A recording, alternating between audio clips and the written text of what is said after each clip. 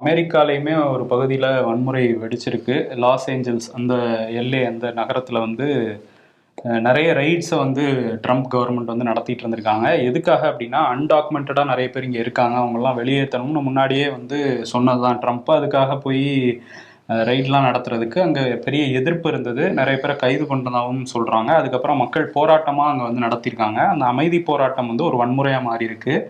காரணம் என்னன்னா, ட்ரம்ப்போட அந்த ஃபெடரல் படை, அதாவது தேசிய ராணுவ படைய அங்க எல்லையில வந்து களமிறக்கியிருக்காரு ட்ரம்ப்பு. இது வந்து 2 தரப்புக்கும் மோதலாகி அங்க பெரிய வன்முறையில மாறியிருக்கு. இதுக்கு அந்த மாநில ஆளுநர் கவின் அவரே வந்து எதிர்ப்பு தெரிவிக்கிறாரு. ஏன்னா தேசிய படையை இறக்க வேண்டிய அவசியமே இல்ல.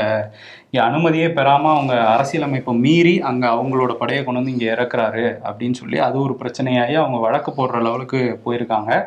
இப்போ ஒரு பதற்றமான ஒரு சூழல் தான் அந்த பகுதியில இருக்கதா சொல்றாங்க.